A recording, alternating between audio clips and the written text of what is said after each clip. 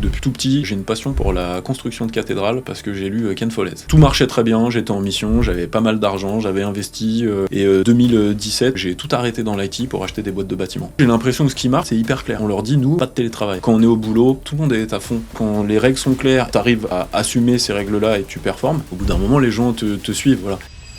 Ton argent dort, alors il bosse probablement pour quelqu'un d'autre. Et ça, c'est quand même un peu con les gars. Que tu sois dirigeant, freelance ou même particulier, si t'as du cash qui attend sur un compte, alors tu peux probablement faire mieux. Spyco, mon nouveau partenaire, c'est une solution simple pour placer ta trésorerie. Avec un rendement de 2,20% net en euros. Le gros avantage de Spyco, tu gardes de la flexibilité. Tu peux faire un retrait en 24 heures. Tu as 0 frais de dépôt et 0 frais de retrait. Donc ton argent travaille, mais tu peux quand même le récupérer vite. Et c'est déjà utilisé par des milliers de clients avec plus de 1 milliard d'euros gérés sur Spyco, dont des boîtes comme Penny Lane, Indie ou Papers. Donc si tu as envie de voir combien ton cash pourrait être rapporté en un an, clique sur le lien qui est en description et simule tes gains annuels. Tu verras, tu risques d'être surpris, tu peux tester en toute tranquillité, il n'y a pas de frais de dossier, donc essaie Spyco, tu ne seras pas déçu. Et maintenant, place à l'épisode.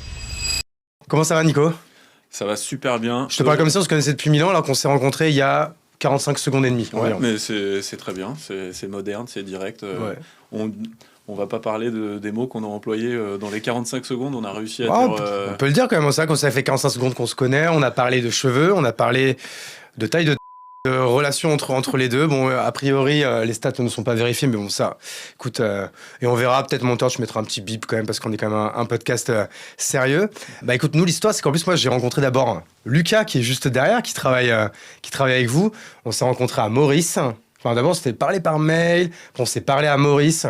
Une soirée où il faisait une chaleur, et pourtant on restait quand même dehors, mais c'était quand même un peu dur. Et c'est là qu'il m'a dit, ouais, on vient en France avec l'un de mes co-founders, on fait la tournée des podcasts et tout, faudrait qu'on se voie. Et donc, du coup, c'est dans ce cadre-là qu'on est ensemble. Je crois que là, tu finis un peu ta tournée parisienne et vous rentrez à Maurice demain, c'est ça ? C'est ça, c'était le marathon. En étant sur notre île... au soleil, on est, en tout cas à mon goût, trop loin des gens, des vrais gens, à discuter, à rigoler. Et là, on a fait 15 jours, en effet, enchaîné des rendez-vous, des podcasts, des interviews. Et comme souvent, l'humain, c'est top et on a toutes les infos off. C'est bien, mais ça doit être éreintant. Moi, 2 semaines, je pourrais pas. Tu vois, déjà, quand je viens faire ça toute une journée ou sur 2 jours, mon record, je crois que c'est en 3 jours. J'en avais enregistré genre entre 10 et 12, quoi, tu vois, mais c'était... Après, moi, tu sors de là, t'es mort, quoi. Ouais, voilà, j'ai fait le début de semaine Lyon jusqu'à soirée, le lendemain matin, un train 6h25, Aix-en-Provence, rendez-vous, retour.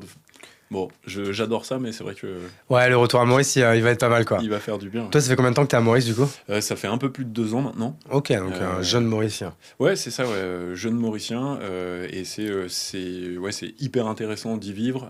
C'est pas qu'une belle île avec des belles plages. Il y a énormément d'initiatives tech. Il y a une French Tech qui est ultra dynamique, dont on fait partie. Parce que je crois que c'est plus d'1 million de personnes à Maurice. Hein. Tout le monde croit que c'est une île, genre la Guadeloupe, un truc comme ça, mais en fait, pas du tout, quoi. Ah, c'est 1,2 million, et puis un écosystème local qui progresse déjà vachement, et puis surtout un écosystème qui est vraiment au cœur de la mondialisation. Il y a des gens qui viennent de partout. C'est assez rigolo. À Maurice, les Ukrainiens sont potes avec les Russes, parce que c'est des gens qui font du business, et puis on sent qu'il y a cette dynamique de l'Afrique subsaharienne qui est en train de croître oui, de l'Afrique manière du Sud dingue. qui est pas loin et tout. L'Afrique du Sud qui bouge, l'océan Indien aussi qui bouge, parce que La Réunion, Mada, Maurice, il y a des vrais pôles économiques qui se montent et des pôles technologiques, et nous c'est un peu notre dada, quoi. Ouais, ok, non mais trop cool. Bah, déjà, même moi, ça m'intéresse de savoir ça, parce que donc, moi, j'étais à Maurice, comme je disais, avant, parce que là, on tourne en avril. J'étais, putain, ça fait déjà 2 mois, quoi. J'ai été passer 1 semaine là-bas, donc pareil, rencontrer un peu tout l'écosystème. Alors, quand même, l'écosystème très tech, mais français, enfin, tech et solopreneur, du coup, de Maurice. D'ailleurs, je sais pas si t'étais peut-être pas venu au gros événement là, qui avait été organisé là par non, parce que j'étais à la French Tech. Ah oui, toi, t'étais à la French Tech, ok. Et non, là, c'est là que je me suis rendu compte qu'il y avait vraiment du monde. Et pendant 1 semaine, on a rencontré plein de gens, on a fait plein de contenus, plein de dîners et tout. Enfin, c'était... Je m'attendais pas à ce que ce soit aussi dense. Et le truc qui m'a fait un peu marrer, c'est que J'ai l'impression que tout le monde travaille pour l'office de tourisme de Maurice et tout le monde essaie de te convaincre également de venir en donnant un peu tous les arguments. Toi, ça a été quoi un peu des arguments qui t'ont fait switcher de la France à Maurice? Plusieurs choses. J'avais fait un peu le tour de bosser à Paris, voyager en France, en Europe. Arrivé la quarantaine, j'avais envie d'une aventure un peu différente. Et puis surtout, j'ai adoré ce Jean-Michel.io, qui est un peu détonnant par rapport à un marché où tout le monde a un blaze américain, parce que dans l'IT, dans le SaaS, faut être comme ça. Et puis la rencontre avec Axel Bellancourt, notre fondateur. Si je devais définir Jean-Michel, et c'est un peu comme ça que j'en parle aux clients, on a l'air d'être des rigolos, mais une fois que vous allez regarder notre plateforme, vous allez voir qu'on n'est pas du tout des rigolos. Oui, c'est ça, parce que ça, après on va y venir, mais c'est ça, votre plateforme s'appelle Jean-Michel.io. C'est Jean-Michel.io, quoi. Jean-Michel.io, donc pourquoi ce nom bizarre sont les premières questions. Et moi, ce que j'adorais et ce qui m'a fait venir, bien sûr, c'est le paradis terrestre. Et toi, c'est quand même l'opportunité business de base qui t'a fait venir à Maurice. C'était pas un choix perso de base, quoi. Non, c'était vraiment un chasseur qui t'appelle, et puis comme souvent une rencontre dans le business, une rencontre avec Axel, et un projet et une ambition un peu décomplexée dans plein de choses. Autant dans la gestion de la boîte que dans la manière dont on aborde le marché, dont on veut notre croissance. Moi, j'ai adoré parce que ce Jean-Michel un peu rigolo qui fait des blagues, mais qui se veut hyper pointu, c'est exactement comme ça que tourne notre boîte. Ok. Et ça, j'ai adoré. Oui, parce que toi, donc, t'es late founder. T'es arrivé donc après je me rappelle plus comment il s'appelle le deuxième co-founder de Jean-Michel.io. Alors c'est Axel Bellancourt qui a monté la boîte. Ouais, c'est et ça. Moi je suis et c'est toi le deuxième du coup. Et avec Julien Sanchez qui est notre CTO. Ah oui, je vois. Il me semble bien qu'il y avait un autre actionnaire. T'as deux personnes qui sont très fortes techniquement, très fortes côté data et qui ont cette vision du marché big data, IA, etc. C'est un peu dans leur veine. Voilà. Et moi je suis arrivé après parce que je viens du monde ESN, donc les entreprises de services numériques, et comme ce sont nos clients, c'était important pour continuer à bien leur parler, continuer à comprendre le business, d'avoir quelqu'un qui vient du CRM. Et moi, c'est mon job, et ça permet comme souvent dans beaucoup de boîtes, faut de la technique, faut de la finance, faut du business pour qu'il y ait un équilibre. Ok, même si on va parler de plein de choses, juste tu peux rappeler ce que c'est Jean-Michel.io, qu'on comprenne. Et pareil, même toi, c'est quoi un peu ton background en fait, comment t'en arrives là? Est-ce que toi t'avais déjà monté des boîtes, ou est-ce que t'es si on peut un peu parler de tout ça, quoi. Ouais. Si tu veux, Jean-Michel.io, j'ai un peu l'impression que c'est Nicolas Riquier.io, d'une certaine manière. Moi, parce qu'on parle de freelance, parce qu'on parle d'entrepreneuriat, parce qu'on parle de technologie, et c'est vraiment ce qui a drivé moi ma carrière, une forme de carrière d'hyperactif, où j'ai commencé dans le monde ESN en commercial. Donc il faut des objectifs, faut des métriques, faut pas avoir peur, et ça a bien marché. Je suis passé par des très belles structures, et assez vite au sein de cette structure, j'avais envie d'être le fameux intrapreneur, et je me suis mis en freelance très tôt. Et c'était assez rare, en fait. On connaît les freelance marketing, on connaît les freelance informaticiens, mais des freelance qui font du business et qui font partie des effectifs, voire des codires, comex de société, il y en a un peu moins. Et moi, j'ai commencé comme ça dès 2011-2012, j'ai commencé à être freelance. Et ce qui m'a permis de faire des missions au sein de boîtes hyper intéressantes, donc moi de m'abreuver de connaissances, et de commencer à investir dans des structures, donc de faire le petit business angel, le petit entrepreneur à côté, et jusqu'à... en entrepreneur parfois un peu fou, quitter d'un coup ce secteur pour aller acheter des entreprises dans le bâtiment, où je pense qu'on aura des choses sympas à se raconter là-dessus, parce que c'est une aventure de dingue. Et puis de la même manière, tu as une opportunité, tu as quelque chose, Jean-Michel, CVTech, IA, Maurice, ouais, c'est flippant, et tout ce que les gens trouvent flippant, moi j'ai trouvé ça hyper... émoustillant, j'avais envie d'y aller tout de suite. Ok, tu vas voir, ça va être décousu, on va rester là sur Jean-Michel.io, que je comprenne bien, et après on reviendra à l'arrière. En plus, moi, j'ai cru comprendre en plus même que tu faisais de l'Irox, que tu faisais plein de défis sportifs, etc. Donc je pense qu'on va également parler de tout ça. Ouais. Jean-Michel.io, moi en fait, comment je l'ai compris quand on me l'a pitché, j'ai l'impression que c'est un peu comme un Malte des devs, ou pas du tout? Pas du tout. Pas du tout, voilà, donc c'est mal présenté. Mais en fait, tu as une très bonne intuition parce que Malte, c'est l'entreprise qui est assez connue. La promesse, c'était on fait le lien entre les freelances, les entreprises de services, les ESN et des clients finaux. C'est une belle structure, mais c'est du beau marketing, mais ça a certains écueils. Et on est plus comparé à presque à du LinkedIn, qui vendent des licences LinkedIn recruteurs pour les recruteurs. On est à des Turnover IT, qui est un acteur hégémonique depuis très longtemps, et à beaucoup d'autres qui ont disparu. Monster, Les Jeudis, Add-on Classified. Ah, j'avoue, tout ça, Monster, ça n'existe plus. Et non, ce qui est incroyable, c'est que des boîtes qui étaient hyper attractives, qu'on croyait en croissance, n'ont pas réussi à passer le cap de ce recrutement 2.0, 3.0, je sais pas comment tu veux l'appeler, avec des plateformes hyper sexy, capables d'aborder ce mouvement freelancing qui a été massif les dernières années, et donc ont périclité, clairement. Okay. Voilà. Est-ce que vous, en fait, moi quand je disais un peu le Malte, c'est dans le sens en fait CVTech de profil, que vous allez du coup, c'est ça, parce que vous êtes un vrai SaaS, hein, c'est que vous allez en fait, alors j'aime pas ce mot, mais que vous allez en fait un peu scraper sur LinkedIn, vous avez un algo maison en fait qui va chercher tout ça. Je sais pas s'il y a de l'IA ou quoi, comment vous les trouvez, mais c'est ça qui vous différencie. C'est un peu ça votre avantage concurrentiel par rapport à d'autres. Ah, c'est clairement un avantage plus que scraper, parce que scraper, ça a toujours cette vision de ouais, pour ça alors c'est quoi le mot qu'il faut trouver, et en fait on va plutôt au départ parler d'agrégation, ouais, voilà, okay. Et d'agrégation de freelance au début. Pourquoi freelance ? Parce que en fait c'était le seul moyen pour être légal. On n'est pas allé agréger des données interdites en piquant de la donnée, en allant chercher des données personnelles. C'est pas du tout notre modèle. On est allé chercher des données de freelance, et les freelances sont une entreprise et sont une personnalité donc morale. Voilà, et donc tu as le droit à ça. Et ça, on a le droit, et c'est d'ailleurs LinkedIn aussi, il fait ça, il y a beaucoup de... Parce que c'est de la donnée publique, tu la trouves sur société.com, c'est le business model des sociétés.com, des papers, etc. Etc. Exactement, on va le chercher. Là où on a été très différenciant, c'est que les plateformes dont on parlait, donc les CVTech, qui... vendent à des clients l'accès à cette CVTech, donc donnée sur des consultants de différents métiers. Elles fonctionnent toutes de la même manière. Les gens viennent s'inscrire, et puis souvent ils ne reviennent pas, ou ils ne se mettent pas à jour. Et puis tu t'inscris sur LinkedIn, sur ceci, sur cela, etc. Et en fait, comme beaucoup, sur plein de choses, tu es inscrit sur 72 plateformes, tu n'es jamais à jour, et donc tu n'es pas appelé, ou tu es mal appelé, ou pas sur ta bonne compétence, ou on ne propose pas le bon tarif. Et ça, c'est hyper énervant pour un freelance. Nous, on s'est dit, on a notre super grosse compétence technologique, de big data, d'agrégation, d'IA. C'est assez natif, l'IA, chez nous. C'est pas un sujet valoche pour vendre des licences. Donc, on a créé des moteurs qui vont chercher aujourd'hui sur des milliers de sources. On peut dire qu'on part d'un LinkedIn, parce que tout le monde a un LinkedIn, mais ce serait caricaturer le truc.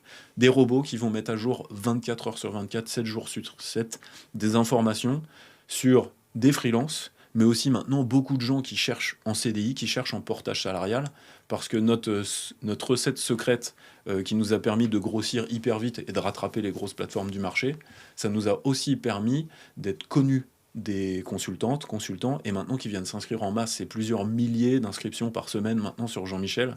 Donc le petit Jean-Michel de l'île Maurice, en fait, ça devient un acteur majeur, c'est devenu un acteur majeur de l'environnement. C'est ça que j'avais écouté un podcast avec ton associé, et ça que du coup, vous faites pas que les free, vous faites aussi les CDI, quoi. Exactement, et c'est aussi pour ça que je suis à Paris, parce que maintenant, on a les CDI qui s'inscrivent, on a donc les freelances et CDI du monde IT, mais on commence à avoir plein d'autres métiers qui s'inscrivent.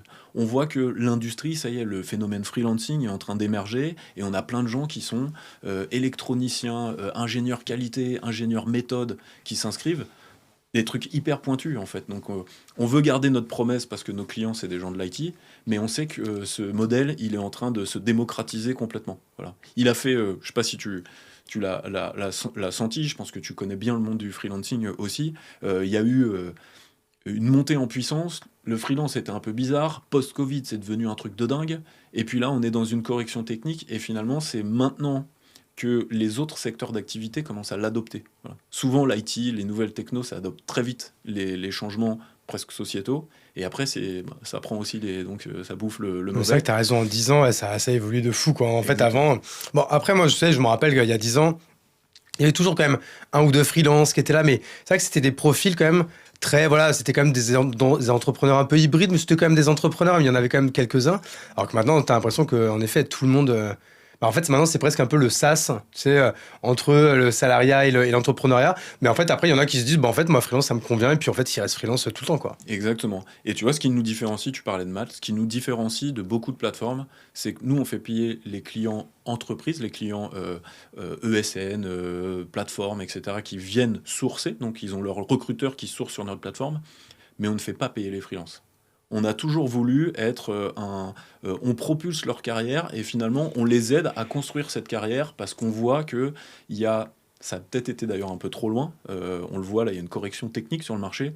Maintenant, tu sors d'école, tu veux être freelance. Quelle que soit ta compétence, tu vois peut-être un peu, tu vois, la Startup Nation, la Freelance Nation, là, c'était peut-être un peu trop de la pompe à brouillard. Et il y a des gens qui sont en train de se brûler les ailes.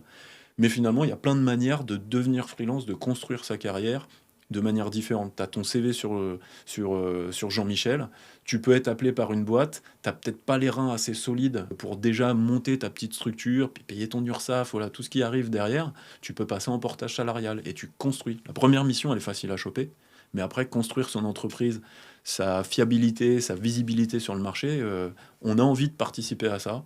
Et donc, les freelances gagnent du business sans payer sur Jean-Michel. C'est une énorme différence avec Et les vous, vos plateformes. clients, donc tu m'as dit, c'est les ESN, mais pas que, je suppose.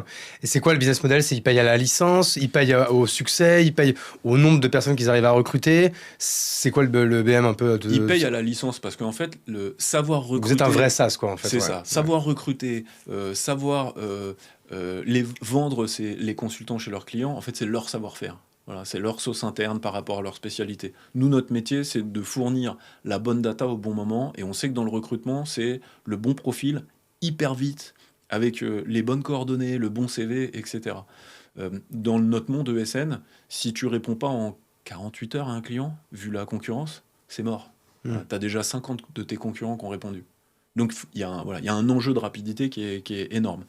Et puis on évolue très vite. Là en ce moment, nos clients cherchent à automatiser des choses. Il y a un peu les espoirs de l'IA où en cliquant sur 3 trucs, tout va s'automatiser. Ouais, tout le monde en rêve, mais... C'est pas complètement vrai, Ouais. ça le sera probablement pas, mais on a des liens forts maintenant avec d'autres gens de l'écosystème, des gens comme Boond, des gens comme Wobi, d'autres solutions techniques qui permettent finalement à des clients d'utiliser un outil central, mais de bénéficier des autres SaaS. Alors que il y a plein de boîtes où en fait on cumule des outils digitaux, il n'y a rien qui communique, tu paies cher un outil dont tu utilises 5% de la puissance.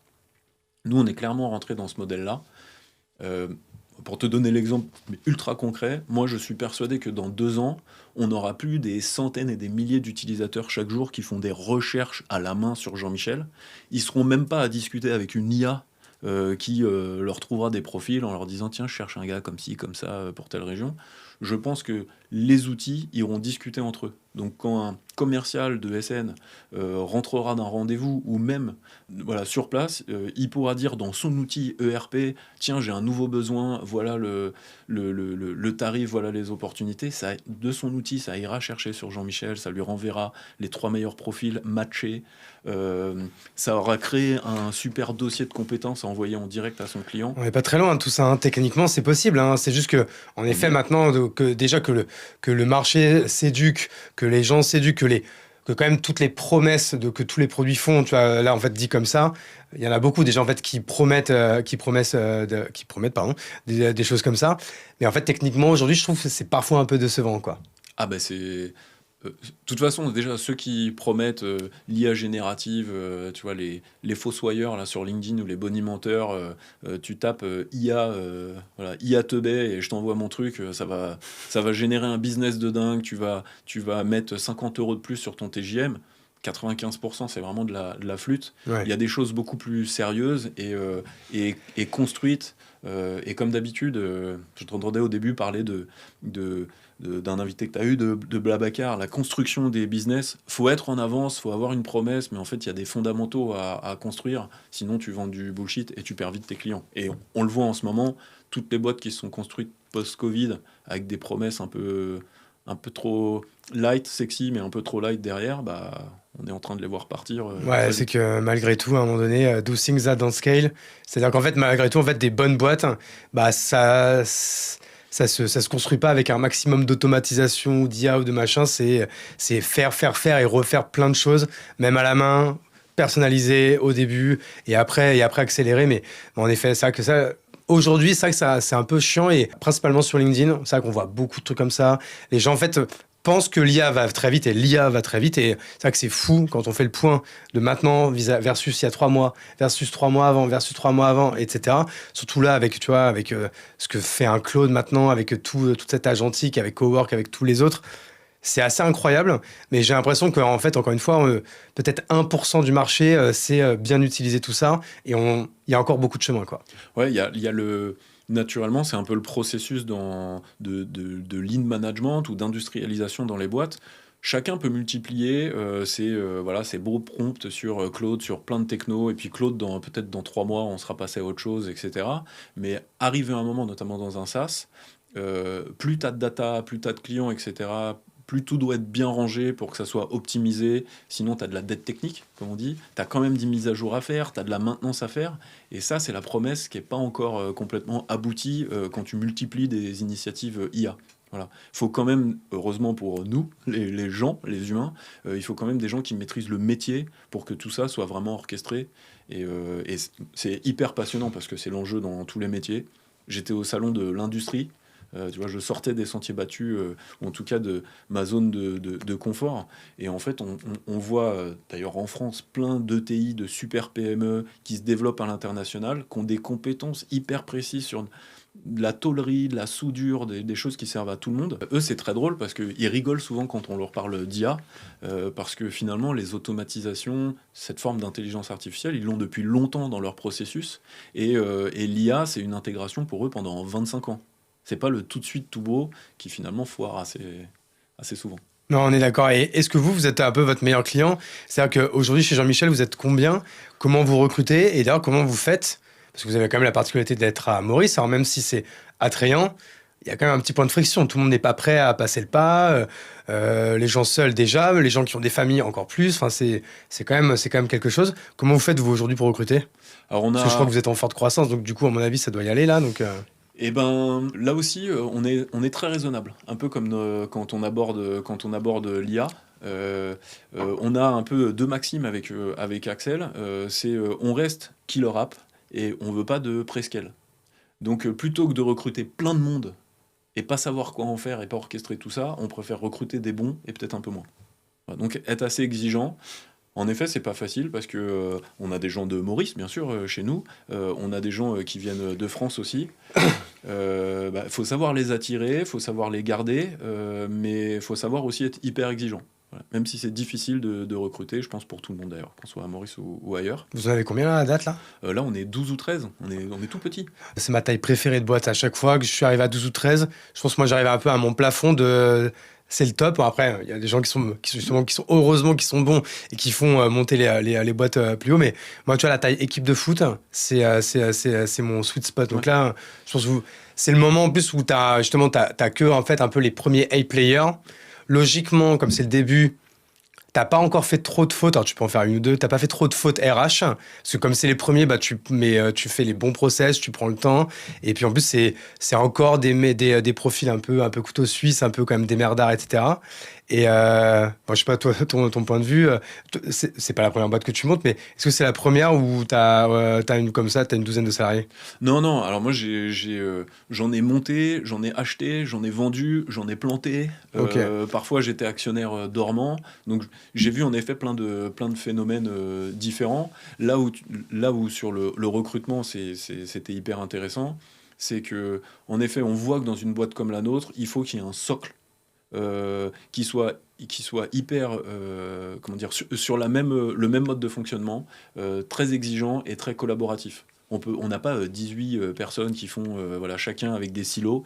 Donc la roadmap produit, c'est de l'échange constant.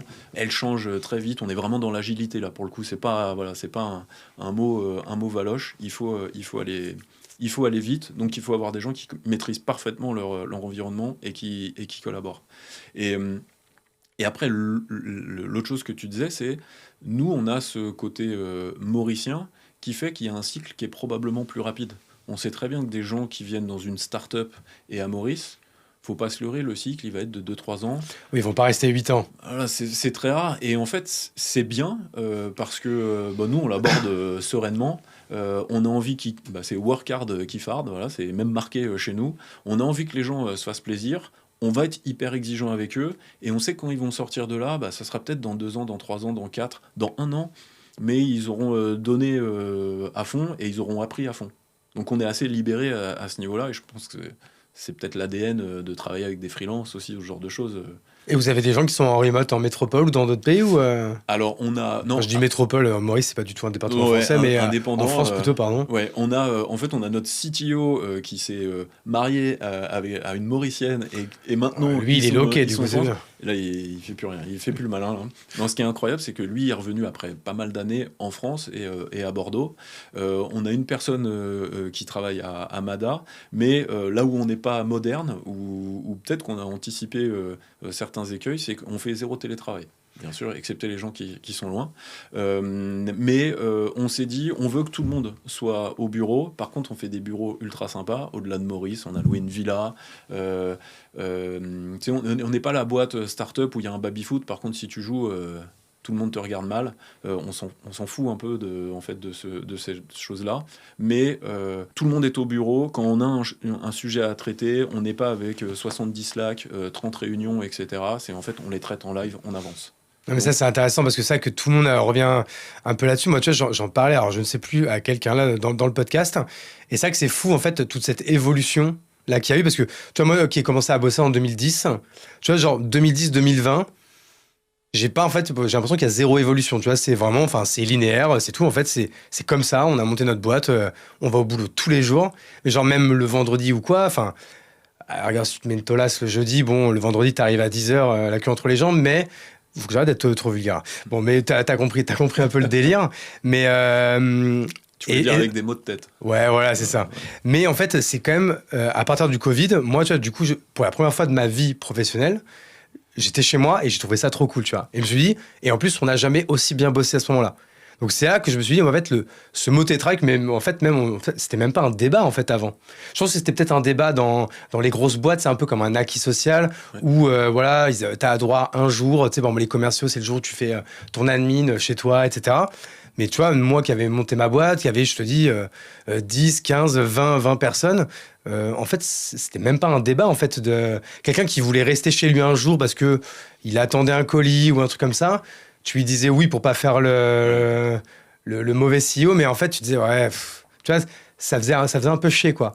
Et c'est vrai que là, 2020, il y a eu ça, et ça a été hyper vite sur le fait que, bah ouais, vas-y, c'est l'entreprise libérée. En vrai, c'est vrai que pendant le Covid, on a hyper bien bossé, donc on vous fait confiance. Et là, en fait, très vite, je me rappelle, c'était avec mon associé Olivier sur Kimono. C'était un vendredi, et tu vois, c'est le moment où on avait 40 personnes dans la boîte. Le vendredi, on était tous les deux, quoi. J'étais, waouh, putain, on prend des bureaux à 15 000 balles par mois et tout. Et il y a 2 personnes, enfin, ça sert à rien, quoi, tu vois. Là, tu voyais un peu l'argent qui était un peu foutu en l'air. Et donc, du coup, c'est intéressant de voir, en fait, maintenant, à quel point tout le monde commence à revenir un peu en arrière. Mais ça va être un peu difficile, moi, je trouve, maintenant. J'ai l'impression que surtout, justement, comme il y a ce phénomène d'acquis social, que pendant le Covid, ça a bien marché, c'est un sujet là où tout le monde marchait un peu sur des œufs. On n'a pas envie d'avoir mauvaise presse auprès de ses salariés ou qu'il y ait une mauvaise communication. Et nous, j'ai l'impression que ce qui marche, c'est qu'en fait, c'est hyper clair. T'appelles les gens, on leur dit, nous, en fait, il n'y a pas de télétravail. En revanche... Même pas un seul jour. Même pas un seul jour, mais justement, c'est ça la différence. En revanche, si un jour, tu as une galère, tu as des choses à faire, tu as un rendez-vous, me demande presque même pas si tu dois venir ou pas venir, etc. On te fait confiance.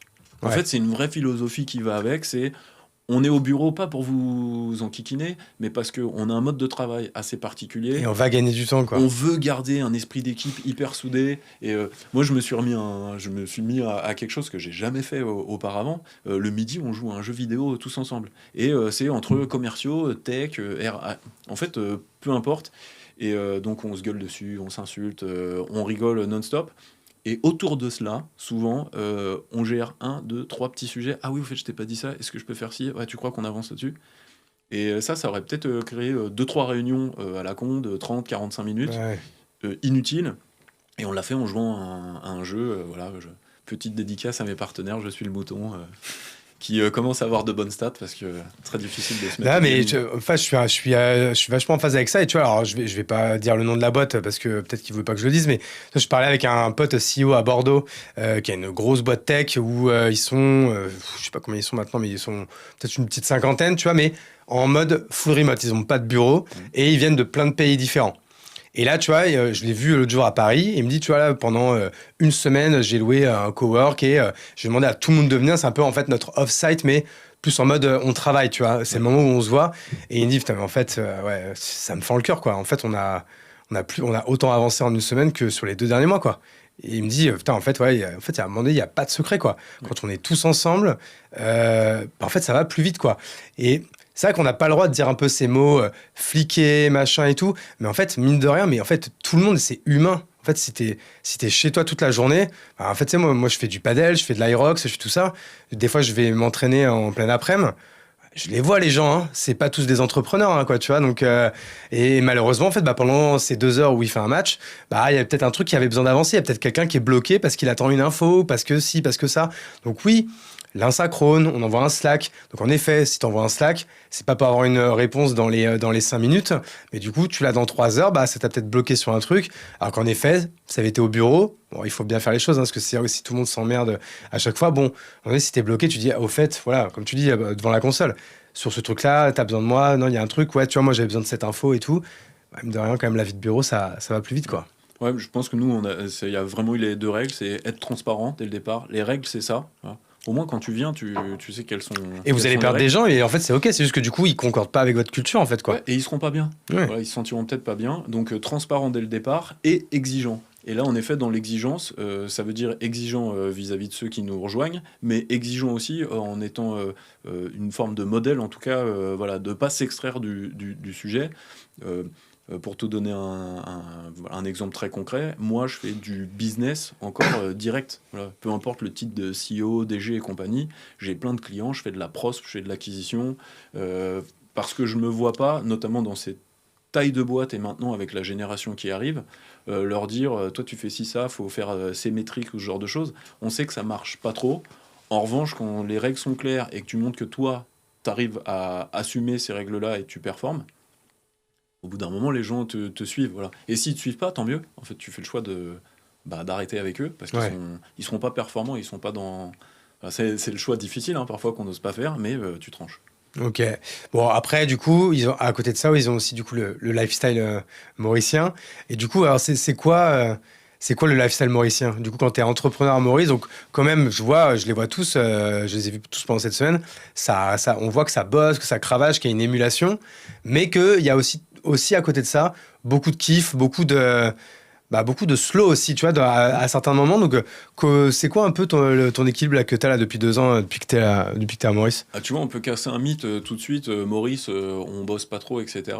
À Maurice, c'est déjà, dans le droit du travail, c'est 40 à 45 heures par semaine, pas 35. Voilà. Donc, bon, c'est peut-être pas la même rapidité de travail, mais on bosse plus. Donc, clairement, quand on est au boulot, tout le monde est à fond. On sent on est à fond, mais on prend des vraies pauses. On joue le midi, on a la chance, nous, d'être à côté d'une forêt, on va courir. Moi, je règle plein de trucs tech en courant. Voilà, mon pote de run, c'est Ewen de l'équipe tech. Et en fait, on fait une réunion voilà, sur notre heure de running, mais on le fait naturellement. Ça, voilà, on a des passionnés. Je pense que c'est ça de beaucoup de gens qui arrivent à rester comme ça à Maurice, mais même ailleurs, quand ils sont expatriés.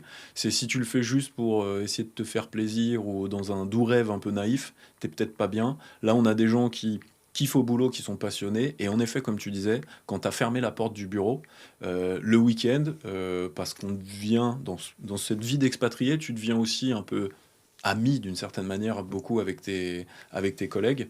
Moi, j'essaye des fois de garder une distance par rapport à un statut parce que tu as des décisions à prendre ou ce genre de choses. Mais le week-end, tu vas faire du bateau avec eux. Tu te retrouves, tu fais un barbecue en famille avec les copains. Et puis le barbecue, on devait être 10. En fait, on finit à 30 parce qu'il y a les amis des amis qui sont venus, des Mauriciens, des Russes, des Ukrainiens, des Anglais. Donc il y a ce phénomène-là où tu dois t'ouvrir quand tu arrives à l'étranger. Voilà. Sinon, tu es malheureux ou sinon tu vis l'expat, tu sais, qui a sa grosse bagnole et qui est comment dire, les pattes, voilà, l'expat qui est dans les pattes pour montrer qu'il a de l'argent. Chez Jean-Mi, on a que des gens qui sont ouverts, donc on a plein de potes qui sont de plein de nationalités. Et ça, j'avoue, moi, c'est ce qui me, c'est ce qui me fait me lever le matin aussi. J'ai l'impression d'avoir beaucoup grandi là les 2 dernières années à connaître plein d'autres gens, être sorti un peu de plein d'idées, pas forcément préconçues, mais d'être allé plus loin dans la réflexion sur beaucoup de sujets. Ok, donc j'avais dit qu'on y reviendra après. J'ai peut-être pas trop attendre parce que sinon après ça va faire bizarre. Mais toi, c'est vrai que pour revenir en fait à ton background, c'est ça que moi il y a juste Lucas qui m'avait un peu teasé sur WhatsApp. Il m'a dit tu verras, il a fait ci, il a fait ça, vous allez pouvoir parler de ça et tout. Je fais bah écoute, déjà est-ce que tu peux, on va peut-être pas refaire toute ta vie en mode Wikipédia, mais moi ce qui m'intéresse le plus c'est peut-être cet aspect rachat de boîte, revente de boîte. Et c'est quoi? C'est un peu à la Bernard Tapie ou c'est un... Bernard Tapie, je suis pas sûr, mais des fois malheureusement ça a été à la Bernard, mais moi Alors quand je dis à la Bernard Tapie, en mode c'est son modèle économique était de reprendre des boîtes qui étaient en soi, qui allaient mal, pour pouvoir les remettre en selle, quoi. Non, franchement, en fait, j'ai jamais eu cette stratégie-là. C'est d'ailleurs peut-être ce qui m'a manqué de pas avoir cette stratégie d'entrepreneur, business angel ou ce genre de choses. Je l'ai fait en paysan ou en banlieusard, si tu veux, qui vient d'une famille où il n'y a pas forcément énormément d'argent. J'ai pas été éduqué comme ça, pas été éduqué à la finance ou ce genre de choses. Mais je pense avec deux critères. Peut-être qu'ont beaucoup d'entrepreneurs. C'était pas la mode à cette époque-là, mais moi, je suis ce qui s'appelle un TDAH. Voilà, vérifié parce que mon fils l'est très officiellement et tu fais les tests. Et parce que maintenant c'est bien foutu et lui on lui a fait faire plein de choses et moi on m'envoyait chez le psy, on me donnait des anxiolytiques parce que je dormais pas, parce que j'avais besoin de bouger, j'étais pas bien à l'école parce que bah oui je faisais le con et j'écoutais pas, mais en fait c'était très facile les cours, mais j'avais besoin de faire plein de choses. Arrivé dans le monde pro, tout de suite bah, business, commercial, bouger toute la journée, rencontrer des gens. Là ça y est, la machine était, ouais, et le sport on en a parlé, la machine était lancée, donc déjà mon premier caractère d'entrepreneur, c'est j'ai besoin de faire des choses toute la journée, j'ai pas besoin de beaucoup dormir, donc j'ai toujours foncé. L'IT, c'était parfait parce que ça évolue non-stop, c'est des cycles super courts. Et je pense la deuxième, c'est pour ça que je te disais un peu Bernard, pas forcément le mec qui a que des succès, c'est la passion. Il y a un sujet qui arrive, passionné, et donc ce qui fait que assez vite je me suis mis freelance parce que je me suis dit c'est top, je vais pouvoir faire des missions, rencontrer plein de gens différents, plein de sujets différents, et puis tiens cette petite boîte qui s'est montée à Toulouse, je peux investir dedans. Alors, j'ai pas la formation pour faire ça. Allez, j'y vais. Bon bah il y en a qui foirent, il y en a qui marchent bien, et puis jusqu'à un moment et bon, là en effet le parcours entrepreneur il est à son Graal ou peut-être à son pire. Tout marchait très bien, j'étais en mission, j'avais pas mal d'argent, j'avais investi, je revendais bien. Et 2017, j'ai tout arrêté dans l'IT pour acheter des boîtes de bâtiments. Quand je te dis que ça vient d'un truc passionné, c'est que depuis tout petit, j'ai une passion pour la construction de cathédrales parce que j'ai lu Ken Follett, Les Piliers de la Terre. Voilà, pas trop digital, pas trop moderne. Je sais pas pourquoi, il y a eu cette transcription à oui, je veux avoir une boîte où on fait des choses de nos mains, où on construit des choses. Et pour donner un deuxième challenge, je suis allé acheter des boîtes qui perdaient de l'argent. Tu sors de ton métier, de ta zone de juste confort. Pour comprendre comment on fait, où est-ce qu'on les rachète ces boîtes-là? C'est là qu'il y a plein de procédés. Il y a plein d'assos qui peuvent t'accompagner. Le CRA Asso, par exemple, qui... Tu sais que le reprenariat, pour moi... Alors, mon instinct, si t'écoutes des podcasts de moi il y a 2 ans, je dis, ouais, vous allez voir, 2025, le reprenariat, on va parler que de ça, etc. Alors finalement, ça va pas aussi vite que je l'avais un peu dit, mais je sens quand même que c'est quand même une forme d'entrepreneuriat qui est en train de monter, quoi. Ah, de toute façon, on a la pyramide des âges, là, elle est... oui, c'est ça, en fait, c'est quoi voilà, c'est tous ceux qui sont nés au début des années 50, là, ils sont en train de partir c'est ça, il y a retraite, beaucoup d'entreprises, et notamment peut-être celles, d'ailleurs, qui vont être bankable, là, parce qu'il y a beaucoup d'entreprises qui sont encore sur du manuel, de la vraie réalisation, de plein de métiers dont on peut pas se passer, et on voit que la France est trop désindustrialisée, d'ailleurs. Donc, il y en a plein qui sont en vente, il y en a plein même qui n'arrivent pas à se vendre. Alors que mais c'est un truc de fou, hein, parce que moi, là, l'autre jour, j'étais en soirée, et je rencontre, en plus, c'était marrant, c'était vraiment un jeune, hein, tu vois, il avait, il doit avoir ton âge, quoi, je sais pas quel âge t'as. Ouais, voilà, j'allais dire 25, tu vois, 25 ans, et il me dit, ouais, bah, je viens de racheter une boîte, alors, bien sûr, je pense que c'était fils de bonne famille, donc son père a quand même pu lui apporter le capital de départ, etc., mais tu vois, c'était genre une boîte qui Tu dis ça à un gars de 25 ans, par exemple, tu m'aurais dit ça à 25 ans, ça m'aurait pas fait rêver, quoi. C'était une boîte de métallurgie qui fait je ne sais plus quoi, mais tu vois, le truc unsexy au Ouais. possible. Mais il me dit, voilà, le mec, en fait, il est arrivé à la fin, ses enfants ne veulent pas reprendre, personne, enfin, il a du mal à la revendre et tout, donc en fait, il a fait une super affaire. C'était une boîte, je disais une bêtise, qui faisait peut-être, je sais pas, 3-4 millions de chiffre d'affaires, mais qui faisait genre 600-700 000 d'EBITDA. Donc tu dis, voilà, c'est. Enfin, en fait, Tourne bien. c'est la bonne boîte à papa. Toi, si tu y arrives et que tu y amènes comme un peu de modernité, que tu arrives à te faire respecter des salariés, parce que ça, c'est quand même aussi pas facile quand tu arrives comme ça sur un nouveau cycle. Mais si les planètes s'alignent, en fait, c'est des business en or, quoi. Ah, tu peux avoir en plus, en effet, tu passes derrière des dirigeants hyper qualifiés, hyper charismatiques. Donc c'est souvent l'enjeu d'ailleurs. On voit qu'il y a beaucoup de gens qui se disent vendeurs et finalement qui ne vendent jamais. Hier, j'ai fait une soirée autour du M&A, même dans les ESN, et en fait, t'en as. Ils vont t'expliquer en public qu'ils n'ont pas réussi à vendre, parce qu'en fait, ils n'ont jamais voulu véritablement vendre, même pas forcément d'ailleurs le donner à leurs enfants, ou alors c'est ultra capitalistique et c'est pour du patrimoine familial. Mais voilà, bah, pour revenir, tu m'interrogeais sur le parcours. Ouais. Euh, voilà, TDAH, passionné, entrepreneur, bah, j'ai tout largué. Bon, ma femme est habituée, voilà, on se connaît depuis l'école, elle m'a regardé avec les grands yeux et en me disant, bon, de toute façon, je sais que tu vas le faire, donc je peux t'expliquer n'importe quoi, tu vas le faire. Et bah, je me mets au CRA Asso. C'est justement une association d'anciens chefs d'entreprise qui met en relation des repreneurs et des gens qui veulent Donc, trop bien. vendre parce que on n'arrive pas à se trouver. On sait C'est même pas, en fait, incroyable. où On chercher, n'arrive en pas à fait, se ça. trouver. Il y a les banques d'affaires, il y a les trucs comme ça, mais on croit toujours être trop petit, on croit toujours ne pas pouvoir acheter une grosse boîte.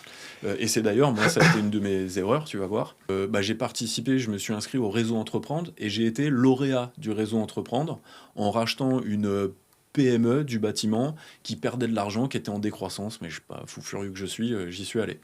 Et là, si tu veux, il y a tout ce qui va faire, je pense que ma vie va être très belle les prochaines années, mais tout ce qui a démoli pendant quelques années ma vie d'entrepreneur, mais où les entrepreneurs que j'ai rencontrés m'ont dit, ça y est, maintenant t'es prêt. Voilà, t'as planté un truc alors que t'as vu que des réussites, maintenant tu vas être prêt pour faire autre chose. Si je te la fais courte en quelques mots-clés, j'achète une boîte, je suis lauréat, je reprends la boîte dès la première année croissance, dès la première année retour au résultat, deuxième année retour au résultat, mais arrive le Covid. Dans le bâtiment, tu fais pas du téléplaco ou téléparpaing, hein, t'es mort. Des prix qui font x2. Donc moi, j'avais vendu des chantiers. Je savais déjà que rien que le matos que j'allais acheter était plus cher que ce que j'avais vendu aux clients. Les gens à qui j'ai racheté, qui ont remonté des boîtes en loose day, avec d'autres noms et compagnie, qui te sabrent tes fournisseurs, qui te sabrent tes sous-traitants. Bon, ils vont chercher les anciens clients, je m'en fous, moi, commercialement, voilà, j'avais peur de personne. Mais tu es en train de construire ton truc, et en fait, tu as tout qui te tombe dessus. Et puis là, tu es toujours entre l'humilité où tu te dis ah, je peux peut-être pas prendre cette décision, c'est trop, et finalement, des fois, prendre des décisions qui... Voilà, la folie du chef d'entreprise. Mais Qui pense que court terme en plus. Donc en fait, souvent en fait, on cherche des solutions qui vont réparer A, mais on sait que ça va niquer B juste après, quoi. Mais c'est ça. le problème, c'est que là, l'échéance, c'est A, et donc du coup, il faut réparer A, quoi. Mais ce qui est génial, c'est que moi, j'étais dans l'IT. Bah ouais, enfin, à l'époque, on avait nos costards, il y a de l'argent, etc. Je retombe dans un métier où j'étais en jean Timberland, je décharge des camions, je fais des devis. T'arrives à 5 heures au bureau, t'es le premier, hein. T'essayes de faire des choses, t'as envoyé. J'avais au bout d'un moment, j'avais une trentaine, quarantaine, cinquantaine de personnes, que ce soit dans mes effectifs ou des sous-traitants qui bossaient. Et puis là, vraiment, ce qu'on entend là, un peu des patrons de PME, patronnes de PME qui pleurent. Covid, tout devient super dur. Bah, les chantiers, ils ont tous pris du retard. Tout ce que tu avais signé, les gens, ils attendent que tu démarres, mais tu as du retard. Et puis moi, un enchaînement, des procès qui étaient un peu cachés par les cédants qui me tombent sur la gueule. Ils vont piller le commerce. Un de mes meilleurs amis d'enfance qui était avec moi, qui était comme mon associé, chef de chantier, paix à son âme, qui se suicide. Parce que le Covid, ça fait aussi des ravages. Et dans le bâtiment, tu as des gros costauds, mais comme souvent, les gros costauds, ils ont aussi quelque chose à l'intérieur. Et toi, en tant que patron de PME, franchement, j'avais envie de pleurer. J'ai pas versé une larme parce que si tu fais ça face à tes clients, face à tes gars, tu as des Moldaves, des gars comme ça qui bossent avec toi, ils n'ont plus confiance en toi. Donc, tu gardes et tu continues et tu continues. Voilà. plein de choses, tu vois, plein de choses de ce type. Mais moi, j'ai adoré. Je me suis retrouvé un 25 décembre à me battre devant chez moi. Parce que tu as des mecs qui m'envoyaient des factures, tu sais, ce qui s'appelle la cavalerie dans le bâtiment. Ils doivent commencer un chantier, ils t'envoient des factures, ils commencent pas, ou ils viennent, ils piquent le matos, et puis en plus, ils viennent devant chez toi te menacer. Ah ouais. Ma fille qui vient me voir un 25 décembre le matin, papa, il y a des mecs dehors qui sonnent en pleurant. Je sais pas si tu as des enfants. J'en ai une qui a 10 ans. Voilà, donc tu as une fille, il y a un truc qui se déclenche où tu deviens un animal, je suis allé dehors, et j'ai pris le plus grand, et je suis allé lui mettre des patates. Ah ouais. Et donc, t'es pas préparé à ça. Bon, un peu banlieusard, basketteur, machin, t'as fait des petites bagarres pour rigoler en tant qu'adolescent, mais t'es pas préparé à ça. Et tu changes de casquette et tu rentres chez toi, les courriers URSAF, les machins, etc. Tu peux pas le laisser. Donc, j'ai adoré. Ça a été un moment d'euphorie totale, mais jusqu'à liquider des boîtes parce qu'en fait, à un moment, tu peux plus. Ouais, mais moi, tu sais, moi qui ai liquidé aussi une boîte et tout, alors j'ai pas été jusqu'à me battre avec des Moldaves, mais tout ce que tu décris, je vois ce que tu veux dire. En fait, tous ces trucs qui s'accumulent et tu te dis, bon, ça peut pas être pire. Et puis, si, c'est quand même encore pire. Et en fait, t'es là, en fait, t'es vraiment en train de te battre au figuré contre tout ça. Et moi, j'avoue que quand le jour où on a. Après, c'est un peu comme un deuil, hein, parce que le jour où je prends la décision de dire, vas-y, j'arrête. Je liquide, quoi, tu vois, c'est terminé. Moi, c'était en 2019. Du coup, c'était juste avant le Covid. Moi, là, pour le coup, j'ai eu de la chance, c'est que le Covid a fait que ça s'est plutôt bien passé, quoi, tu vois, parce que c'est le moment où j'ai pu rebondir. Bon, bref, c'est pas mon podcast, hein, mais ça a été un processus et en effet, pour la guérison, il fallait du coup, en fait, très vite remonter en selle avec un nouveau projet et un peu, je pense qu'après un énorme chagrin d'amour, en fait, retrouver encore une fois chaussure à ton pied, quoi. Moi ça a été ça, il y a eu 2 moments hyper clés. Je savais que c'était fini, mais tu continues à te battre, tu donnes tout. Tu vois, j'ai payé avec mes sous pendant 2 mois les salaires de mes équipes. Ouais, ça, je l'ai fait aussi le dernier mois. Parce que tu veux pas lâcher, et en fait, tu te ruines, et c'est pas en te ruinant que tu vas. Un moment, en fait, tu essaies de tout faire, tu fais tout, et il y a aucune bonne décision parce qu'il y a tellement de pression que c'est pas possible. Tu vois, moi, si j'avais su, j'aurais appuyé sur le bouton Game Over au moins 6 mois avant. Tu vois, j'ai fait perdurer le truc beaucoup trop longtemps, en fait. Quoi, ou alors, c'est bizarre. Aujourd'hui, ça me paraît tellement évident, mais c'est facile avec le recul. Mais la boîte, elle était en pleine croissance. On avait un vrai marketing pour une boîte de bâtiment. Et j'avais des appels entrants tout le temps. Pourquoi, à un moment, j'ai pas pris une semaine à me dire je vais dans mon réseau et je leur dis les gars, faut que je lève 1,5 million. Regardez, la trajectoire, elle est bien. Mais là, Covid, 2-3 éléments, j'aurais dû le faire. Et en fait, t'as plus la lucidité. Mais voilà, et je te dis, le moment clé, c'est pendant les vacances. Je vois, voilà, je fais pas dans la dramaturgie, mais ça commence à être hyper dur financièrement, personnellement. Tu te dis, putain, je sais qu'il y a des choses qui vont foirer, je vais laisser peut-être des clients en galère, et moi, je pouvais pas accepter ça, je vais peut-être laisser des salariés en galère. Et vraiment, je vois une scène où je suis avec ma femme, mes enfants, et en fait, je suis pas avec eux. Ils sont en train de sourire, ils sont en train de rigoler, je suis pas avec eux. Et la pensée d'après, c'est putain, si je prenais ma bagnole là, et que je fonçais dans un pylône, ça serait tellement bien, tout ça serait parti. Et là, je me suis dit, bon, enclenche. Avant toute chose, c'était un père de famille, enclenche. Et donc, durant les vacances, j'essaye de rien montrer, mais j'appelle 60 000 rebonds, qui est une association française qui est formidable parce que, en fait, il y en a eu beaucoup, là. 70 000 personnes qui ont liquidé leur boîte en France, en 2025. Ouais, je crois que c'est énorme. En fait, il y a énormément de numéros de SIRET qui se créent, mais il y en a encore plus qui s'arrêtent. Et là, quoi. Ce qui est dingue, c'est que les petites patronnes, les petits patrons ou les plus grands, là, t'es montré du doigt, on dit, oh, mais on s'en fout, t'es riche, t'as pas le droit au chômage, t'as pas le droit à ci, tes cautions perso, etc. Et je suis allé dans cette assos, et là, tu vois des gens, vraiment des gens de valeur, qui ont tout donné. Ils ont pris 10 ans en quelques mois, ils sont pas loin de faire une énorme bêtise, ils commencent à tout perdre en divorce et compagnie. Et là, je me suis dit, bon, ok, tu vas liquider, c'est pas grave, les gens vont te juger, etc. Là où tu avais l'image d'entrepreneur qui réussit. Et ça dure pas très longtemps, en fait. Mais on s'en fait tout un monde. Moi aussi, le côté de la honte, et tu vois, de me dire, putain, je passe d'un peu star, en plus un peu, tu vois, mine de rien, je vais le dire, avec un peu l'arrogance plus de la jeunesse qui réussit vite, qui veut un peu niquer ses concurrents, tout ça et tout. Ouais, je peux dire, quand je me suis pété la gueule, en effet, ils ont bien tous rigolé. Mais en fait, je pense qu'ils ont tous rigolé. Ils se sont retournés au boulot. En fait, après, ils s'en foutent de ma gueule. Donc, en fait, les autres, après, ils te regardent plus, quoi, en fait, tu vois. Ouais, t'as de la colère, t'as du déni, en fait, t'as plein de choses qu'il faut passer. Tu comprends justement que la vitesse, c'est parfois précipitation, clairement, dans l'entrepreneuriat. Et puis, moi, ce qui m'a.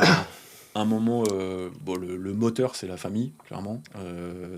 Enfin, moi, en tout cas, personnellement, c'était impossible de lâcher, rien que pour ça. Et après, c'est les discussions qui émergent avec d'autres entrepreneurs.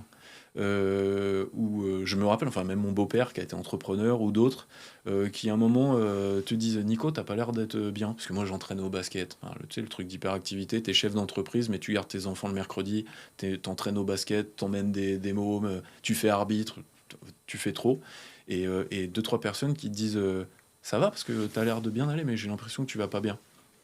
Et ils te posent la vraie question et qui vont te dire, enfin, je me rappelle, il y a quelqu'un qui s'appelle Yannick, que j'aime beaucoup, euh, qui m'avait dit, ah, t'as déposé une boîte? Eh ben attends, c'est pas grave, hein. Yannick, 55 ans, qui a réussi. Et en fait, il me dit, tu sais, en fait, pendant des années, ma femme, elle savait même pas, j'étais en train de rembourser des dettes d'une boîte que j'avais plantée. Alors aujourd'hui, il en a 30, 40, je sais pas combien, ça marche hyper bien. Mais j'en ai planté au moins 10, 15, mais c'est normal. Et c'est comme ça que tu mûris. Et la vraie connerie, ce serait de refaire les erreurs le prochain coup. Ah, par contre, c'est ça que moi, c'est la phrase que je répète toujours, c'est ce machin-là qui m'est arrivé. Par contre, c'est tellement douloureux. Bah, par contre, on m'y reprendra plus, quoi. Ah ouais. Et donc, du coup, je fais d'autres erreurs, mais en tout cas, ces erreurs-là, en partie, bah, du coup, je les fais plus, quoi, tu vois. Ouais, c'est ça. Et puis, bah, tu vois, ça fait revenir à Jean-Michel ou d'autres expériences.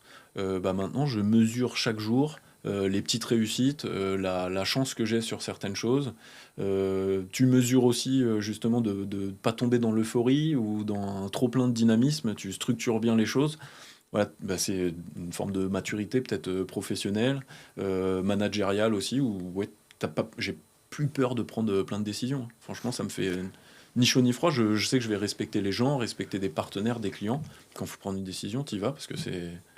Non, mais c'est beau. ça, hein, tu vois, maintenant réfléchir en termes de marge, beaucoup mieux recruter, pareil, du coup, ne pas avoir peur de se séparer de quelqu'un si ça va pas, alors qu'en fait, à moi, à chaque fois, je disais le nombre, en fait, voilà, de choses que je foutais en dessous le tapis, en fait, tu sais, tu le sais, tu le vois un peu dans ton angle mort, mais tu resserres un petit peu l'œillère, et tu dis, bon, si je le vois pas, ça va, et puis tu continues d'avancer, Ouais. mais en fait, c'est là que tu creuses ton trou, en fait, peu à peu, quoi, tu vois. Et puis c'est pas bien pour ta boîte, mais c'est pas bien aussi pour les gens. On prend le recul aussi là-dessus. Si tu pour avoir je sais pas peur de vexer ou de l'ambiance interne, finalement tu t'es pas vrai avec les gens qui t'entourent. S'ils sont pas bons pour le poste et qu'ils sont pas bien, bah il y a un moment c'est aussi de les aider et d'être honnête vis-à-vis des gens, de prendre la décision. Mais encore une fois, tu vois, c'est transparence, un peu d'honnêteté. Tu fais les choses proprement. Voilà, c'est la vie d'une entreprise.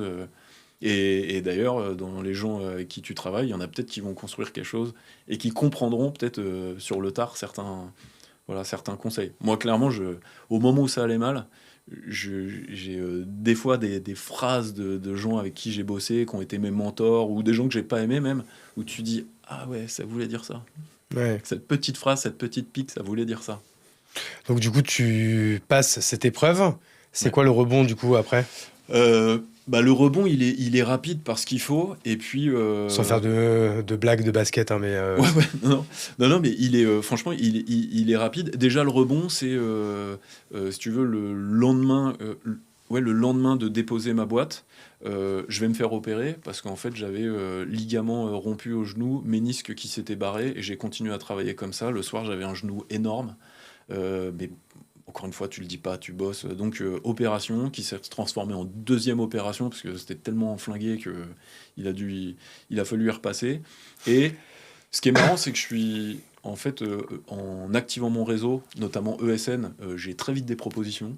Donc j'ai d'une certaine manière le choix, mais il faut du temps quand même. Voilà, tu réagis, mais il faut du temps pour, tu le disais, pour digérer et repartir correctement. Et là, je sens que ça y est, maintenant, c'est ce qui se passe. Et ça met un peu de temps, et c'est logique. Parce qu'il faut ranger les choses, reprendre confiance. Bah ouais, honnêtement, tu vois, il y a toujours les gens qui disent le monde de l'entrepreneur, tu gagnes du fric et compagnie. Moi-même, économiquement, à titre perso, ça a mis 3-4 ans pour se remettre d'équerre. Ouais, moi c'est à peu près ça aussi, hein. Déjà, je sais pas si t'avais des prêts en caution perso, mais moi pareil, j'ai mis au moins 4 ans à rembourser ce machin là. Ah ouais. Mon LBO, je l'ai remboursé tout seul à la fin Ouais. et Sachant qu'en plus, t'as pas le droit d'utiliser de l'argent d'une nouvelle boîte ou quoi. Il faut bien que ce soit de l'argent qui vienne de ton compte, qui est déjà bien passé par la case URSSAF, enfin TVA, URSSAF, impôt sur le revenu. Donc en fait, c'est lourd quoi. ah ouais, bah non, mais Et moi, j'ai eu de la chance, c'est qu'en plus, complètement. moi, j'ai eu le Covid, donc ils ont accepté tu sais, Oui. de me mettre, je vais rembourser 500 euros par mois. Donc, par contre, après 2022, ils m'ont dit, par contre, maintenant, on va peut-être arrêter le 500 euros. Et après, genre, je sais pas, il me restait, je sais pas, une quinzaine de mensualités, mais genre à 3000 balles, quoi. Ouais. C'est-à-dire que pendant 15 mois, avant de payer mon prêt, mes impôts, mon lifestyle, ma famille, tout, il fallait que je trouve 3000 balles pour rembourser ce truc-là, quoi. Ah, moi, c'était clairement pendant 1 an et demi, ce que je facturais, ce que je touchais, tout partait quasiment en remboursement. Et j'essayais de garder un petit peu pour, voilà, tu restes au-dessus de l'eau. Et en plus, faut pas en parler, etc. Tu vois, faut faire son personal branding et compagnie. Ouais. Alors Je moi, m'y c'était mets même pas ça, parce que maintenant, moi, mais c'était une époque où, en fait, où limite... quoique si, en plus, je suis content, c'est une période où je parlais déjà sur LinkedIn, mais c'est pour ça que plus tard, après, j'en ai parlé. D'ailleurs, moi, ça a été même un peu thérapeutique, ça. Hein. Parce que c'est vrai que moi, en fait, j'ai liquidé en 2019, j'ai commencé à vraiment, du coup, rembourser à fond, plutôt 2021-2022, et c'est ça, je crois que je me suis mis vraiment sur LinkedIn 2021-2022, et c'est vrai que c'est là où j'ai commencé à être dans les podcasts, et tout ouais. ça et tout, je me rappellerai toujours, la première fois que j'ai raconté l'histoire là comme tu l'as raconté dans un podcast, je l'ai pas fait dans le premier, pas dans le deuxième, pas dans le troisième, et je l'ai fait dans un, je sais pas, le mec m'avait mis à l'aise et j'ai commencé à en parler parce que du coup, pareil, peut-être connerie aussi, j'ai pas été voir de psy, de trucs comme ça et tout, alors que c'était pas la mode à l'époque. Enfin, Mm. c'est pas que ce soit la mode, c'est pas le bon mot. C'est que c'est moins tabou aujourd'hui de dire je veux voir quelqu'un, je veux voir un psy, je parle et tout en fait, parce qu'en fait c'est normal, en fait c'est très bien, il faut même presque aller en voir un quand on Quand va, ça même va quand on bien, va bien. ouais. Je te dis ça, je vais toujours pas en voir, hein, mais parce que je suis là, c'est pour le coup c'est mon côté vraiment procrastinateur qui fait ça. Mais donc du coup moi d'en parler du coup sur les réseaux et ou dans les podcasts et tout, bah ça a été ultra thérapeutique pour moi et ça m'a dédramatisé le truc en fait. Je dis ouais putain en fait ça va quoi, tu vois c'est pas J'en ai parlé justement LinkedIn, j'avais fait un podcast assez cash, tu vois. Voilà ce qui s'est passé, bim bim bim les dettes. Tu le lis un peu comme bah, c'est revenu pendant quelques semaines là, à la mode là, le bref là, quand ouais. on parlait vite. Et je l'avais un peu imaginé comme ça parce que avec le recul, tu te dis en fait ça se passe comme ça. Les choses s'enchaînent, ça Ah, va tellement mais- vite que tu maîtrises plus. Et j'avais fait ça sur LinkedIn. Je suis pas un influenceur, même si nous on communique à une cible, voilà, assez particulière. Et oui, il y avait eu beaucoup d'impressions, de likes, ce genre de choses, mais c'est surtout j'ai eu plein de messages à côté et et c'était assez rigolo la différence entre l'image qu'on a de soi, qu'on a l'impression qu'on donne et ce que perçoivent les autres. Parce que moi, il y en a plein qui m'ont répondu en disant mais nous, on avait l'impression quand on voyait les photos de tes chantiers, tes trucs, ta communication, mais que tu étais en train de cartonner en fait, et on n'osait pas te parler. Ou, ou, bah, c'est comme ça que j'ai eu des super belles propositions de job que je n'aurais certainement pas eu avant, dans l'IT notamment par exemple, en rencontrant des CEO qui disaient euh, votre parcours, il est bien, bon voilà, il y a un standard, vous connaissez le métier, etc. Mais ce qu'on adore dans votre parcours, là, c'est nous, ce qu'on n'a jamais eu désolé, les couilles de faire. C'est que vous avez tout lâché, vous avez été patron de PME en France. Nous, les boîtes, on est avec des fonds, des machins comme... Le parachute, il est là, d'une certaine manière, si tu te plantes, t'as plein de choses. En petit patron de PME, t'as pas ce truc-là. Et c'est comme ça que j'ai eu des propals sur des postes. Franchement, que je n'aurais pas eu si j'étais resté dans l'IT, pourtant, donc dans ce propre milieu. Ah non, clairement. Bah, de toute façon, c'est sûr que c'est. Nous, en fait, tu vois, moi, je le vois quand on prend, tu vois, quand on recrute à certains postes, hein, des gens où on voit sur leur CV ou sur leur LinkedIn, ou enfin, où on connaît leur vie, on sait que c'est des gens qui ont essayé d'entreprendre, qui ont fait ça et qui se sont foirés, mais tu vois, on arrive à comprendre en fait ce qu'ils ont foiré et eux aussi, ils ont une lucidité sur ce qu'ils ont foiré. Bah, quand même, ces profils-là qui veulent en plus revenir du coup dans le salariat ou dans l'intrapreneuriat salarié, bah en fait c'est des bêtes de profil parce qu'on sait que c'est des mecs qui ont pris des coups, qui sont des merdards, qui rebondissent, etc. Et en vrai, c'est les meilleurs profils c'est les meilleurs profils salariés, c'est là. C'est ces gens hybrides en fait. Ouais, c'est ça. En tout cas, moi, j'ai l'impression, ça y est, vraiment maintenant, au-delà des années, que j'ai bonifié quelque chose, où il y avait un potentiel qui était là, mais il y avait peut-être cette étape vraiment à passer pour être beaucoup plus complet, et puis productif même, voilà, pour une boîte. Et puis surtout, ce qui est marrant, ça avait été un des échanges. C'est une des questions qu'on pose à 60 000 rebonds, c'est est-ce que vous voyez réentreprendre? Il y en a plein qui vont dire ah non, c'est bon, voilà, ou d'autres vraiment qui sont fatigués. Toi, t'avais remis ça en cause ou pas? Eh ben, moi, j'étais vraiment dans la bagarre. C'est-à-dire, quand je suis allé à 60 000 rebonds, je voyais tellement de gens qui étaient au bout, qui étaient là depuis un an et demi, qui n'arrivaient pas. Là, c'est un côté un peu slave que j'ai de ma famille ou dur. C'était clairement, moi, je serais pas comme ça. Ouais. Voilà. Donc, je lâcherai pas, je pleurerai pas, etc. Je vais me battre jusqu'au bout. Je montrerai à personne que ça va mal. C'est d'ailleurs un peu con. Ah oui, parce que moi, pour le coup, j'ai pas eu de problème. Enfin, à un moment donné, ça pour chialer, j'ai chialé, quoi, tu vois. Ouais, Mais par contre, je me suis jamais dit une seule seconde, genre, j'arrête d'entreprendre. bah, c'était un peu ça. C'est aux autres, même à ta famille, tu dis oui, non mais j'ai compris, maintenant ça va, je vais faire un peu différemment. Et en fait, c'est la petite graine, elle est là, elle partira à pas. Faut reprendre confiance, tu reprends de la maturité, mais je me vois pas faire différemment. Bon, en effet, tu me dirais aujourd'hui, j'ai une opportunité de racheter une boîte dans le bâtiment. Voilà, je vais pas le dire trop fort, sinon je vais me faire engueuler par certains, mais j'irai parce que je sais que je vais réussir cette fois-ci. C'est bon, j'ai les codes, j'ai compris, je me ferai pas avoir, je me ferai pas niquer, désolé du vocabulaire, mais Ouais. parfois c'est pas avoir, c'est niquer. Ouais. Je prendrai les bonnes décisions, même les difficiles, et ça Ah oui, marchera. par contre, moi, ça, c'était très clair, en fait, hein, que dans tous les cas, en fait, limite, je dis, moi, en fait, j'ai compris, mais par contre, enfin, jamais je redeviendrai, enfin, même je deviendrai tout court salarié ou quoi, pour moi, c'était quand même très clair, quoi. Ouais, ouais, il faut avoir. Je sais pas, enfin, je fais pas l'apologie absolue de l'entrepreneuriat parce qu'il faut, Ah non, non, parce qu'en fait, moi, j'ai même pas, faut en fait, tout, mais c'est je un vais pas faire adhérent. d'évangéliste parce qu'en fait, même pour moi, c'est soit tu l'es, soit tu l'es pas. Donc, en vrai, tu peux jouer à l'entrepreneur. Tu peux essayer d'apprendre à être entrepreneur, tu peux avoir les codes, les utiliser, et ça peut marcher, hein. Il peut y avoir des gens pour qui ça marche, mais je pense que c'est un truc que tu as un peu, soit tu le sais tout de suite, soit c'est en toi et tu le sais un peu plus tard, mais c'est quand même un vrai état d'esprit différent, et pas mieux ou moins bien, hein, mais c'est quand même vraiment particulier, quoi. Ouais. Ça nous refait boucler sur justement nous notre audience de freelancers. Je me fight un peu des fois avec eux justement sur LinkedIn ou même si je les aime, hein, c'est qui aiment bien C'est ta châtie bien. supply un peu, hein. Parce que il y en a trop là, je trouve, qui sont partis dans le truc où oui, on est freelance et entrepreneur sur LinkedIn et en fait, on n'a même pas monté sa boîte, on est en portage salarial, on sait que c'est un appât du gain rapide, juste parce qu'on va facturer 700 balles et on va filouter un peu, c'est- et, euh, et je me bats enfin, je me bats pas contre ce truc-là, c'est pas voilà, c'est pas un cheval de bataille, mais d'essayer d'évangéliser aussi là-dessus, comment dire, à pas tomber dans la naïveté là, du freelancer absolu. Enfin, on en voit beaucoup sur LinkedIn quand même. Non, non, mais clairement. Et pour revenir aussi au sport, parce que c'est vrai qu'en plus, à ce moment-là, toi, tu te fais aussi un peu cette opération qu'en fait, tu prends un peu la GR double, mais là, à ce niveau-là, on était peut-être à la triple, Ouais. quadruple peine, quoi, tu vois. Comment ça s'est remis, du coup, et comment après, du coup, t'es revenu là-dedans, et je crois que tu te lances pas mal de défis, toi, maintenant, là-dessus. Ouais, bah c'est un peu je te dis, c'est voilà, le chasser le naturel, il revient au galop, même dans le sport. Le moment où j'ai ma boîte de bâtiment, je crois que j'ai fait de 76 à 91 kilos. Pas de muscles, hein. Ouais. C'est à bosser comme un dingue et à devoir bouffer pour tenir, donc tu grossis, à tellement de stress que tu mincis. Et puis arrive le moment où je me fais opérer 2 fois, j'avais toujours fait énormément de sport. Et en plus, bah, le deuxième chirurgien il me dit bon bah maintenant running faut éviter, un peu de natation, etc. Et puis t'as plus envie. C'est le moment, voilà, un peu tout est dans. J'arrive à Maurice et comme on m'a dit que natation, un peu de vélo, bah je vais dans une salle de CrossFit.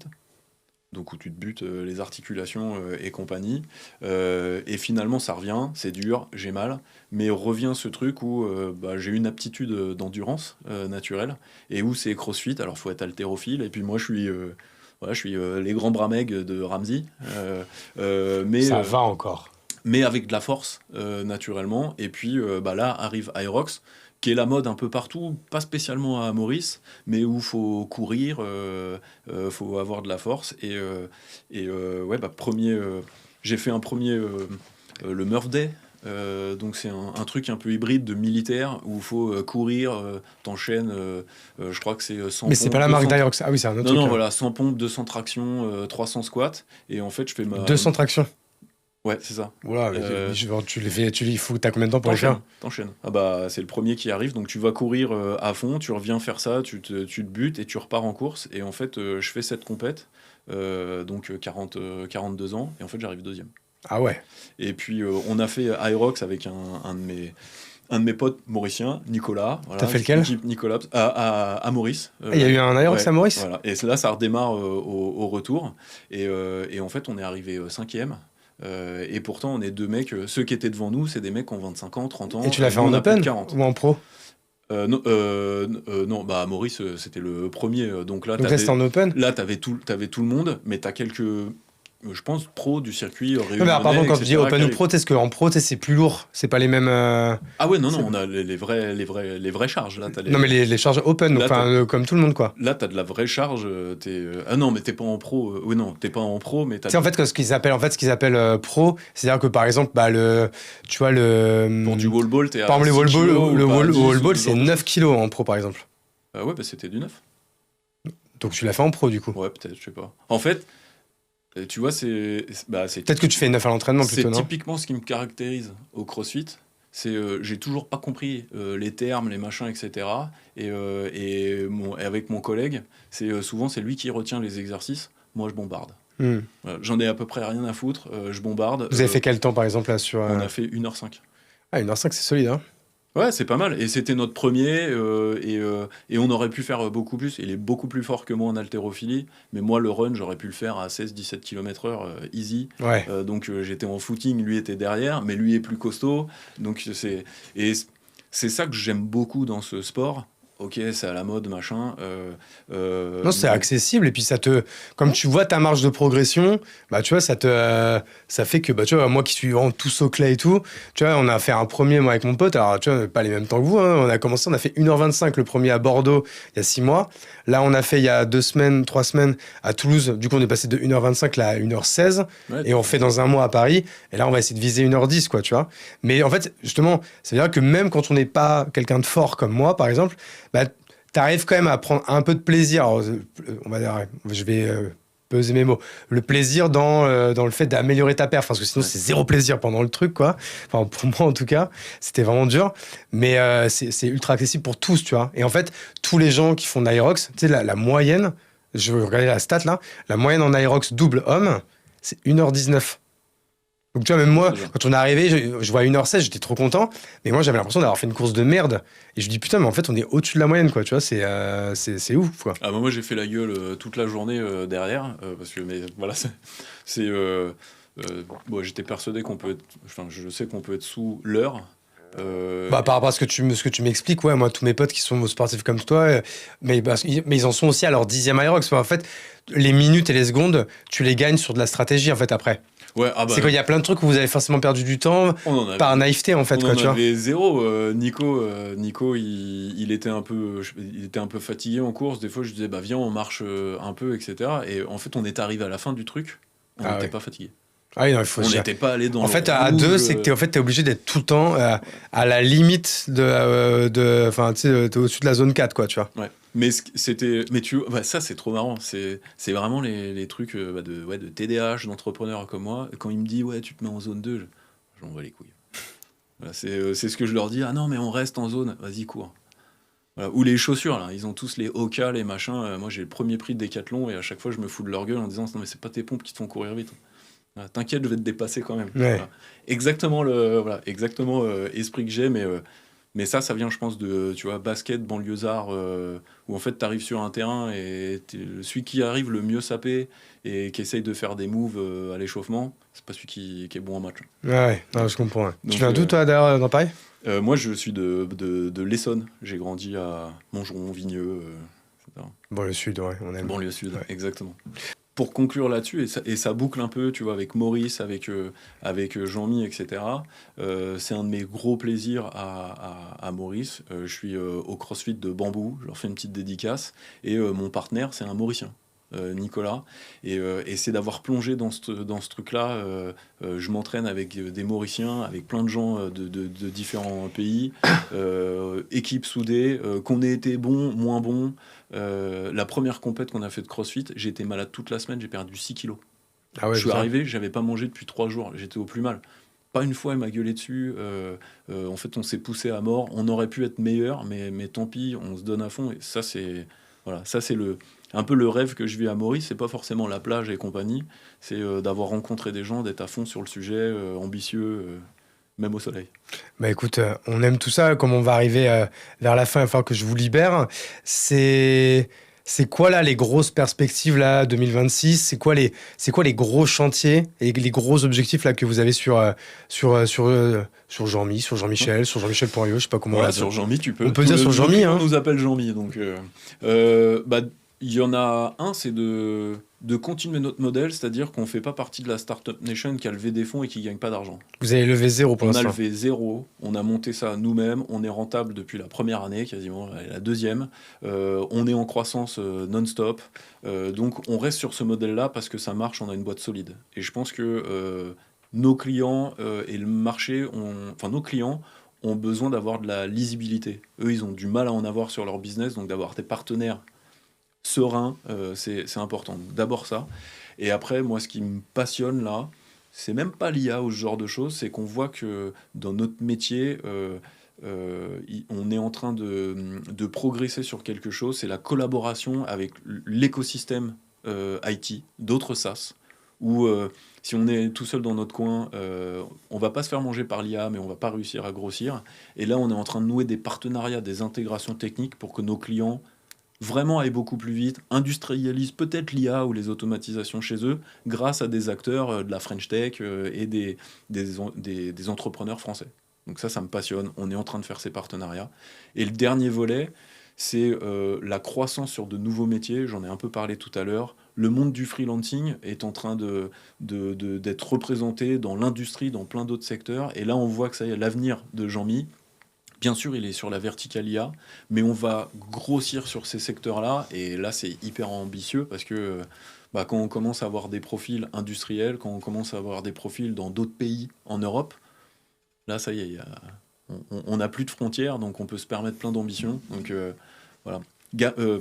Avoir les bonnes leçons du passé, je t'ai dit, premier, c'est on garde notre modèle qui fonctionne, killer app, et puis ça y est, on va chercher d'autres choses, on garde de l'ambition, mais on y va avec mesure.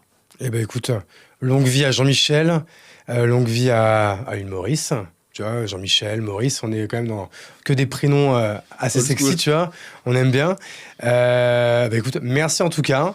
J'allais te dire bon courage là, mais là, du coup vous êtes sur la fin de votre cycle parisien, vous retournez sur votre île Ouais. dès demain, donc bon voyage de retour. Je vais faire les petites mentions légales de fin. Je vais remercier le studio SBM à Paname pour l'accueil, ce setup, pour les bons becs. Bon, même s'il faut bouffer des fruits, des légumes, tout ça, vous connaissez. Ne fumez pas, ne vous droguez pas, ou alors très peu. J'arrête de dire des conneries, là, c'est la fin de la semaine, là. Putain. Merci aux sponsors de l'épisode. Merci à toutes celles et ceux qui ont écouté jusqu'au bout. Si vous êtes sur YouTube, évidemment, vous vous abonnez. Si vous êtes sur Spotify, Apple Podcast, vous mettez 5 étoiles. C'est important pour le référencement. Ça fait plaisir et c'est gratuit. Et sur ce, merci à toutes et tous. On vous embrasse. Ciao, ciao.